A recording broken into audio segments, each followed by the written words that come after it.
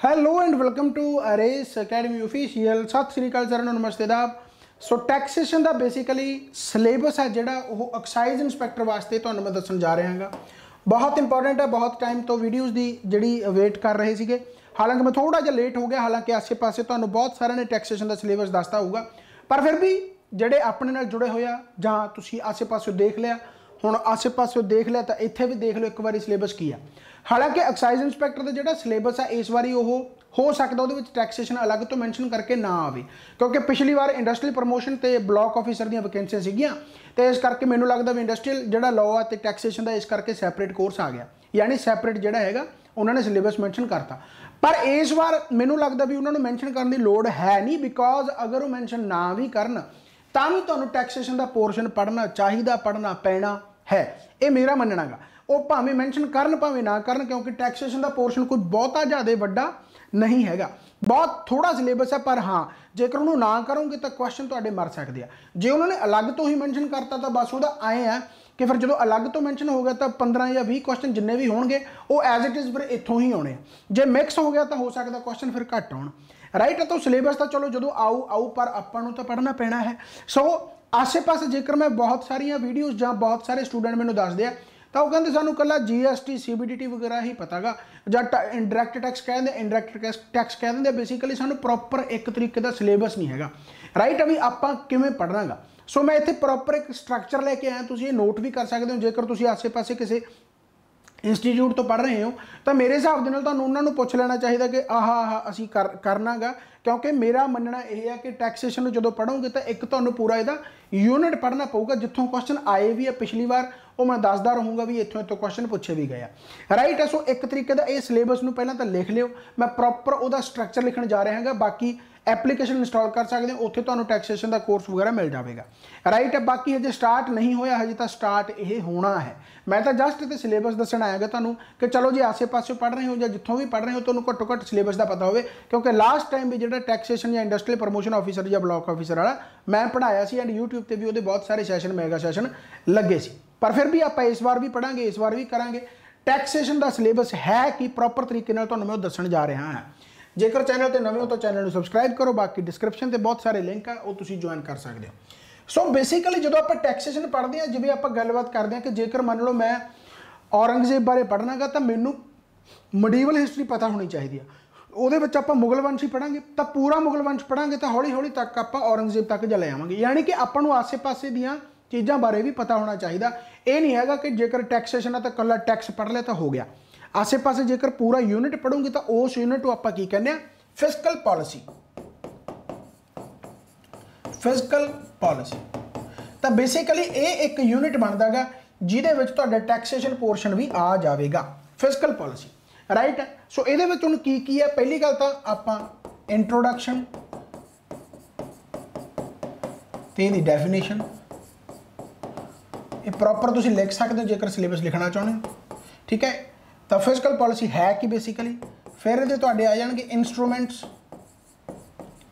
Instruments of fiscal policy. मैं proper तरीके notes बनाऊँगा लिखवा के, राइट। तो हुण इंस्ट्रूमेंट दे की आ जाऊगा तुहाडा गवर्नमेंट और पब्लिक एक्सपेंडिचर। ये दूसरा की आ जाऊगा गवर्नमेंट और पब्लिक रेवेन्यू। ये गहाँ जाके टैक्सेशन आता, पर वही गल है भी गवर्नमेंट और पब्लिक रेवेन्यू है कि फिर पब्लिक एक्सपेंडिचर है कि जां फिजिकल पॉलिसी ही की है। तो जो इनू नहीं पढ़ोगे तो बिच जाके तुसीं टैक्सेशन किवें समझ सकते हो।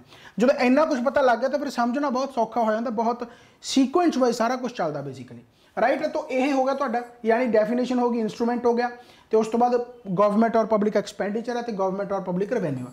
इत्थों क्वेश्चन हुण पिछली बार पूछा गया डेवलपमेंट एक्सपेंडिचर से, तो इत्थों ही क्वेश्चन आया। हुण दसो ये की टैक्सेशन आ गया नहीं, इत्थे स्टार्ट कर देंगे सारे जने है ना। GST करता या CBDT या टाइप्स ऑफ टैक्सेस की गलबात है ना, इत्थों स्टार्ट कर देंगे। एक्चुअल पिछली बार तो क्वेश्चन इत्थों भी आया है।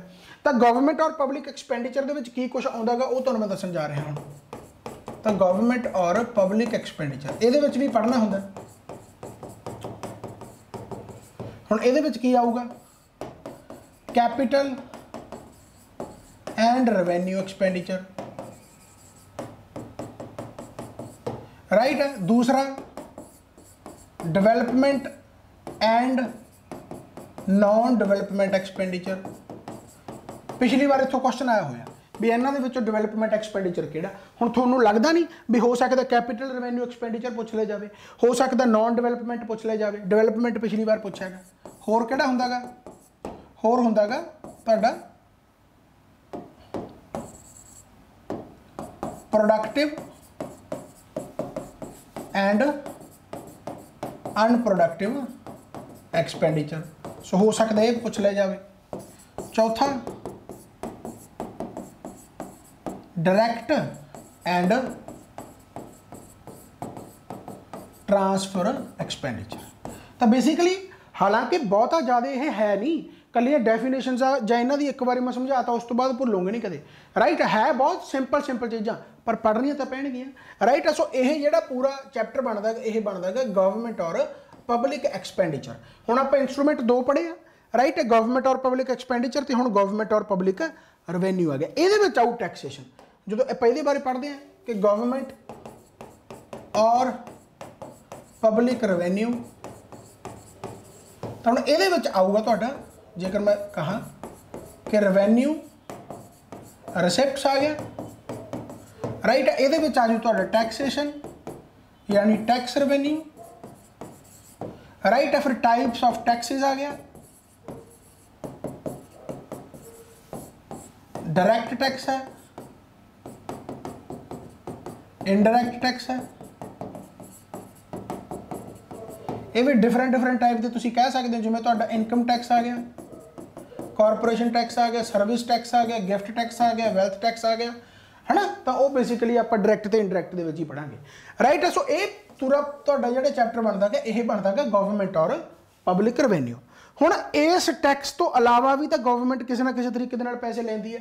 राइट है। पहली गल तो आप मैरिट एंड डीमैरिट भी पढ़ांगे, इत्थों भी क्वेश्चन एक आया होया, हालांकि थोड़ा घुमा के आया। मैरिट डीमैरिट काहदा भी डायरैक्ट टैक्स का आपां नूं की मैरिट्स है, की फायदा की नुकसान है, एंड उवें ही तुहाडा जो इनडायरैक्ट टैक्स है उहदा आपां नूं की फायदा या नुकसान है। हुण इन्हां टैक्सेस तो अलावा भी आपां कुछ रेवेन्यू है जिन्हों आपां की कह दिंदे आ, जिहड़ा अगला चैप्टर बनता तुहाडा वो की बनदा non tax revenue. Non tax revenue ਇਹਦੇ ਵਿੱਚ भी एक बहुत इंपॉर्टेंट, हालांकि वो अड तो है, लैफर करव। ये की होंदी है, इत्थों भी क्वेश्चन पूछा जा सकता है। पिछली बार नहीं आया बट हो सकता लैफर करव तो इस बार क्वेश्चन आ जाए। राइट, बहुत इंपॉर्टेंट है पर है बहुत सौखी, गलबात कुछ नहीं है। तो अगला चैप्टर ये हो गया। राइट, फिर आ गया तो इफैक्ट्स ऑफ टैक्सेशन।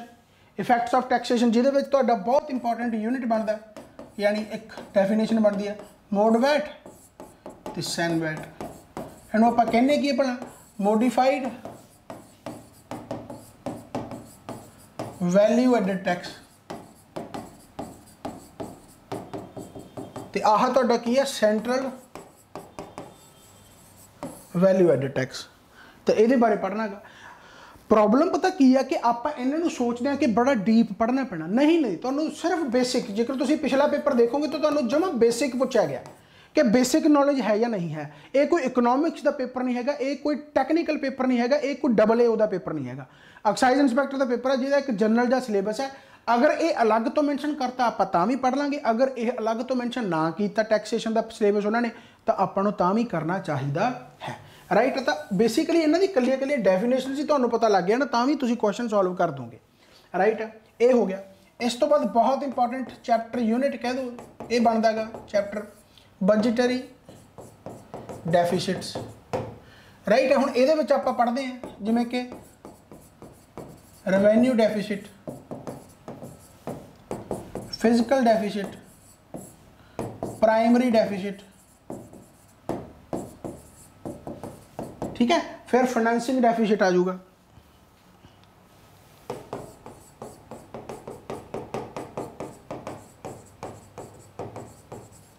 समझे बात। सो इत्थों तक आपको बेसिकली ये पढ़ना पैना है।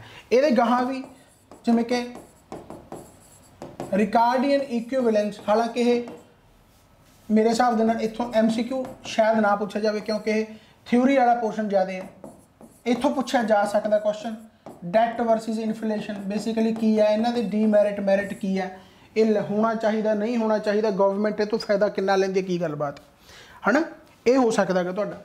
इस तो बाद तुहाडा की आ गया अगला चैप्टर डेफिसिट रिडक्शन। ठीक है, गहाँ आपां इत्थे भी किहड़ा एक्ट पढ़ते हैं, एक आपां पढ़ते हैं FRBM एक्ट 2003। ये भला की है, physical responsibility and budget management act 2003। इत्थों भी क्वेश्चन पूछा गया, सो ये माड़ा जा पढ़ लोगे, इत्थों क्वेश्चन सॉल्व हो जाना, ये हो गया राइट है। सो गहाँ होर की हो सकता है, ड्रॉबैक ते लिमिटेशन की है, कादे पहला फिजिकल पॉलिसी दे, हालांकि ये सिर्फ 6 पॉइंट है, उन्होंने 6 पॉइंट के विचों एक क्वेश्चन आ जाऊगा, सिर्फ 6 पॉइंट है भी आ ड्रॉबैक है भाई ये राइट फिजिकल पॉलिसी। पर ड्रॉबैक तो ही पता लगन पहला आए पता हो कि फिजिकल पॉलिसी है कि, फिर फिजिकल पॉलिसी तो बाद आपको गवर्नमेंट एंड रेवेन्यू एक्सपेंडिचर पता होना चाहिए, गवर्नमेंट और पब्लिक रेवेन्यू पता होना चाहिए, फिर उस तो बाद आपको नॉन टैक्स रेवेन्यू पता होना चाहिए, लैफर कर्व बारे पता होना चाहिए, तो सारा सीक्वेंस ही बनता। जिवें आप कहने ना भी एक नदी का वहा है, जो इतों लग जाओगे तो अपने आप वहदे वहदे तुम कला कला टॉपिक करी जाओगे, नाल नाल तुहानूं समझ लगी जाना राइट। इस तो बाद बहुत इंपॉर्टेंट है तुहाडा फिजिकल फेडरलिज्म आ गया, फिजिकल फेडरलिज्म आ गया राइट है। सो ये बेसिकली इंपॉर्टेंट चैप्टर बनता है। होर इस तो बाद आऊगा तुहाडा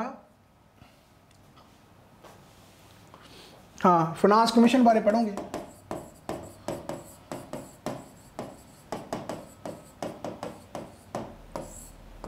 फाइनेंस कमीशन बारे पढ़ लोगे।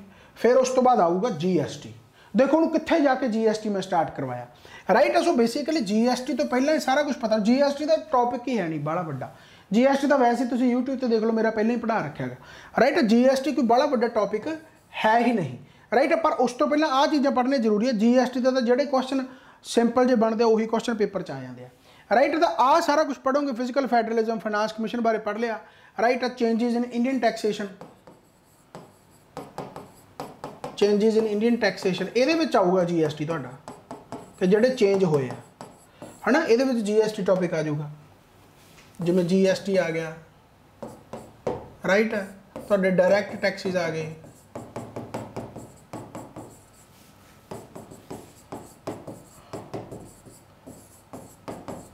राइट। आप पढ़ोगे डायरैक्ट टैक्स कोड बिल 2010 ये हो गया। फिर छोटे छोटे टॉपिक बनते हैं, टैक्स टेररिज्म की है, टैक्स इवेजन की है, टैक्स अवॉइडेंस की है,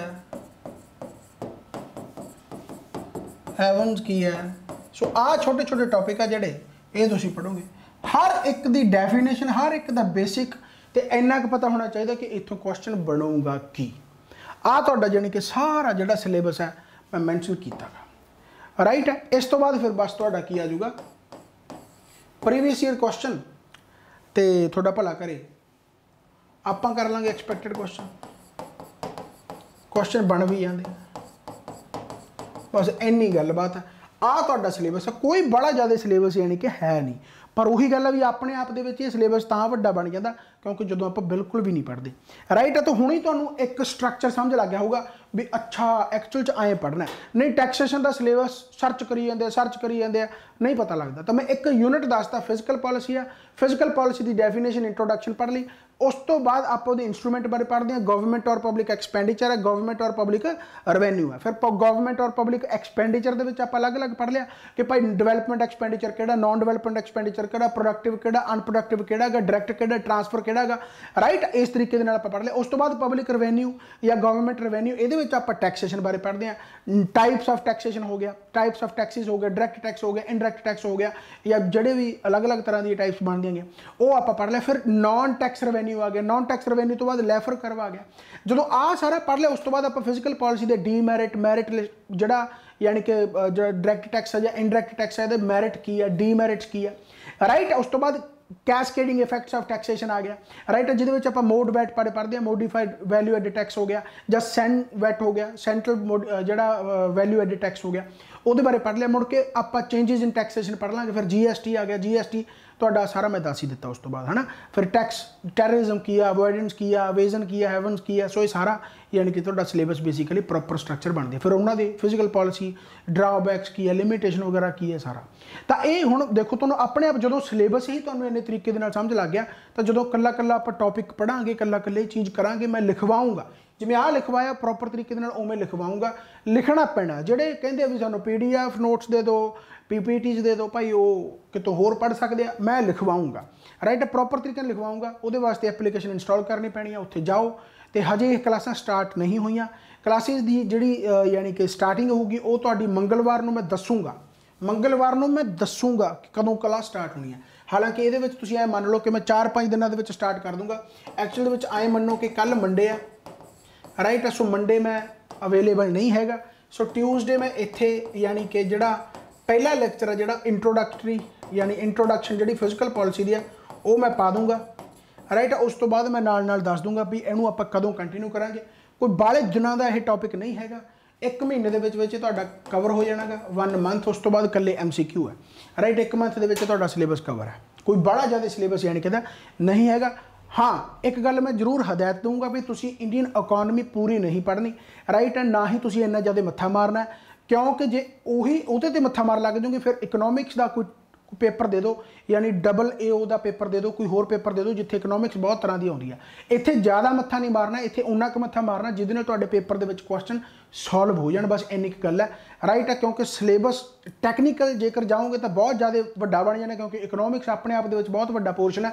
पर जेकर टैक्नीकल ना जाओगे, नॉन टैक्नीकल होकर करोगे तो फिर बेसिक नॉलेज होनी चाहिए है, जिहड़ी कि पिछली बार भी की एंड पिछली बार भी अपने क्वेश्चन आए हैं, इस बार भी आउणगे। इस बार आप होर एडवांस दे जा रहे हैं, राइट। पिछली बार पहली बार सिलेबस मैंशन सीगा, इस बार दूसरी बार आया, तो दूसरी बार तो आप होर भी वधिया तरीके तैयारी करांगे, राइट। सो इस तरीके बाकी एप्लीकेशन इंस्टॉल कर लो जिन्होंने तो पता है मेरे बारे कि हाँ जी हाँ सर किमें आ। बाकी कॉपरेट इंस्पैक्टर के जिहड़े या ऑल PPSC के जिहड़े जां तुहाडा एक्साइज इंस्पैक्टर का अपने आप कोर्स बनया होया, ਉਹਦੇ ਵਿੱਚੋਂ ਤਾਂ ਤੁਹਾਨੂੰ अलग तो कोई भी कोर्स लैण की लोड़ नहीं, जेकर मैं अलग तो इन्हूं मैंशन कर दांगा, बाकियों ਨੂੰ अलग तो करना पैना, जेकर नवें हो एप्लीकेशन तो फिर तो करना ही पैना, right. So thank you so much, बाबा मेहर करे, चढ़दी कला चो तरीके पढ़ते रहो। बाकी सिलेबस किते भी पढ़ रहे हैं उन्होंने ये जेकर तुहानूं सिलेबस वो करवा रहे हैं तो वैल एंड गुड है, सारा कुछ ओके है, ठीक है, थैंक यू सो मच। बाकी ज़्यादा दिमाग है जिहड़ा तुहाडा बाकी पोर्शनां ते भी होना चाहिए, सिर्फ इस करके लंक ही ना जाओ कि टैक्सेशन का सिलेबस आऊगा फिर पढ़ांगे, इन्ना क पढ़ लो तुहाडा वैसे भी सिलेबस कवर हो जाना, जदों आ गया उदों भी सिलेबस कवर हो जाना, right. So thank you so much, bye bye, take care. आप होर नवीं वीडियो मिलते रहेंगे। Thank you very much, Baba Nanak मेहर करे।